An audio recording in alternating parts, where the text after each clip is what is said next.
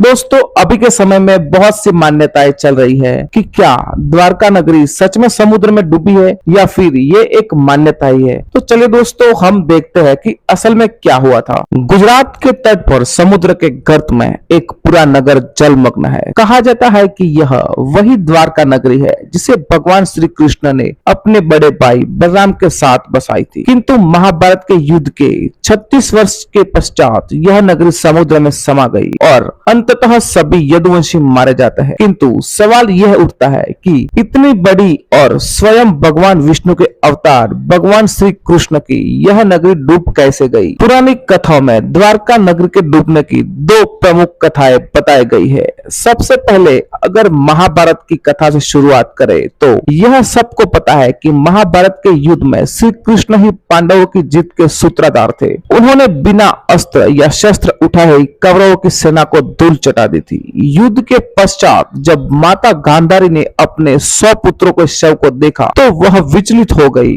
और उनके पास ही विलाप करने लगी। भगवान श्री कृष्ण गांधारी का बहुत सम्मान भी करते थे और उन्हें विचलित देखकर वह शोक व्यक्त करने के उद्देश्य से उनके पास चले गए। जब गांधारी ने उन्हें अपने समीप देखा तो उनके क्रोध की सीमा नहीं रही और उन्होंने इस हालत के लिए पूरा दोष भगवान श्री कृष्ण पर डाल दिया और उन्होंने कहा अगर तुम चाहते तो युद्ध टाल सकता था किंतु तुमने ऐसा नहीं किया। गांधारी ने शोक संतृप्त होते हुए कहा कि मैं इस कृत्य के लिए तुम्हें कभी भी क्षमा नहीं करूंगी। माता को क्रोधित देखकर कृष्ण उनकी बातों को पूरे धैर्य से सुन रहे थे, लेकिन गांधारी का क्रोध बढ़ता गया और उन्होंने श्री कृष्ण को श्राप दिया कि जिस तरह से मेरे वंश का नाश हुआ है उसी तरह तुम्हारा वंश भी आपस में लड़ते हुए नष्ट हो जाएगा। इस श्राप को सुनने के बाद भी श्री कृष्ण ने पूरी विनम्रता से कहा कि माता, यदि आपके श्राप देने से मन को शांति मिलती है तो यह श्राप मुझे स्वीकार है।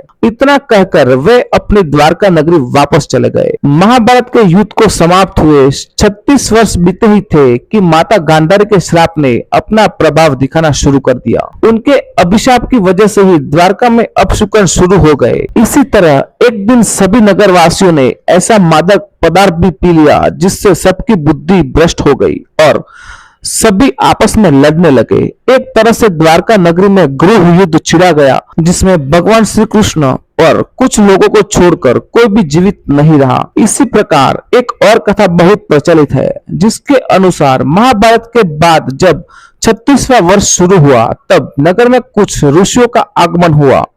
नगर में तरह तरह के अपशकुन होने लगे थे। ऐसे ही एक दिन महर्षि विश्वामित्र, कर्ण, देवर्षि नारद और ऋषि द्वारका गए। यहाँ जब यादव कुल के कुछ बालकों ने इन ऋषियों को देखा तो उन्होंने उनके साथ मजाक करने की सोची। ऋषियों का मजाक बनाने के लिए वे भगवान श्री कृष्ण के पुत्र शाम को स्त्री रूप में उनके पास ले गए और उन्हें कहा कि यह स्त्री गर्भवती है, कृपया आप बताइए कि इसके गर्भ से क्या उत्पन्न होगा। इसे ही कहते हैं विनाशकाली विपरीत बुद्धि। ऋषियों को यह समझ में आ गया कि यह युवक उनका अपमान कर रहे हैं। इस वजह से उन्होंने क्रोधित होकर पूरे यदुवंश को श्राप दे दिया। उन्होंने कहा कि श्री कृष्ण का यह पुत्र वृषण और अंधक वंशी पुरुषों का नाश करने के लिए एक लोहे का मूसल उत्पन्न करेगा जिसके द्वारा तुम जैसे क्रूर और क्रोधी लोग अपने समस्त कुल का संहार करोगे। उस मूसल के प्रभाव से केवल श्री कृष्ण और बलराम ही बच पाएंगे। इस श्राप के बारे में जब कृष्ण को पता चला तो उन्होंने कहा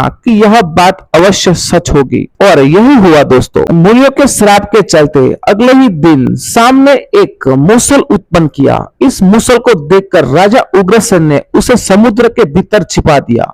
इसके बाद घोषणा की गई कि अब पूरी नगरी में कोई भी मदिरा नहीं पिएगा।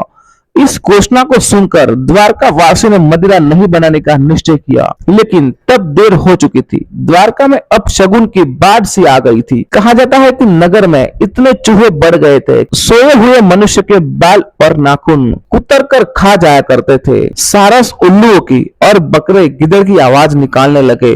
गायों के पेट से गधे, कुत्ते से बिलाव और नेवलों के गर्भ से चूहे पैदा होने लगे। उस समय यदुवंशियों को पाप करते समय शर्म नहीं आती थी। धीरे धीरे श्री कृष्ण को यह आभास होने लगा कि माता गांधारी के श्राप के सत्य होने का समय नजदीक आ गया है और कृष्ण के पक्ष के 13वें दिन ही उन्हें अमावस्या पर काल का दिन प्रतीत हुआ, क्योंकि अब परिस्थिति बिल्कुल वैसी बन रही थी जैसी महाभारत के समय पर थी। इस परिस्थितियों को भांपते हुए श्री कृष्ण ने सबको तीर्थ यात्रा करने को कहा। अब सभी द्वारका वासियों तीर्थ यात्रा करने के बाद प्रभास तीर्थ में रहने लगे। कुछ दिन के बाद तट के पास अंधक और वृषण वंश के बीच विवाद पैदा हो गया।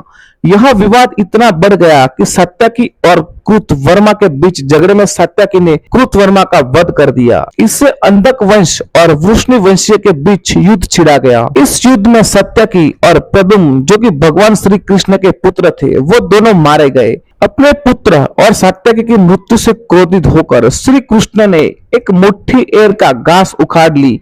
हाथ में आते ही वह घास वज्र के समान भयंकर लोहे का मूसल बन गई थी और उस मूसल से श्री कृष्ण सभी का वध करने लगे। जो कोई भी वह घास उखाड़ लेता वह भयंकर मूसल में बदल जाती थी। ऋषियों का श्राप अब सच साबित हो रहा था। देखते देखते पूरा यदुवंश समाप्त हो गया और श्री कृष्ण नगर की स्त्रियों को अर्जुन के भरोसे छोड़कर वन चले गए। यहाँ पर एक आखेटक ने उन्हें हिरण समझकर उन पर तीर चला दिया। बाण चलाने के बाद जब वह अपना शिकार पकड़ने के लिए आगे बढ़ा तो योग में स्थित भगवान श्री कृष्ण को देखकर उसे अपनी भूल पर पश्चाताप हुआ। जब श्री कृष्ण ने उसे आश्वासन दिया और अपने परम धाम चले गए, उसकी दूसरी तरफ श्री कृष्ण के पिता वासुदेव ने भी अपने प्राण त्याग दिए, जिनका अंतिम संस्कार पांडु पुत्र अर्जुन ने किया। वासुदेव की पत्नी देवकी बद्रा, रोहिणी व मदिरा चिता पर बैठकर सती हो गई। इसके बाद उन्होंने सारे मरे हुए यदुवंशियों का भी विधिवत अंतिम संस्कार किया। अर्जुन ने भी सभी को इंद्रप्रस्थ से ले जाने का निश्चय लिया, क्योंकि उसे पता था कि अब समुद्र द्वारका नगरी को डुबा देगा। अपने आगमन के 7वें दिन अर्जुन सभी स्त्रियों को लेकर इंद्रप्रस्थ की ओर प्रस्थान कर दिए। इन सभी के जाते ही द्वारका नगरी समुद्र में समा गई। तो दोस्तों, यह थी वो कथाएं जिससे हमें पता चलता है कि यह नगरी कैसे डूब गई।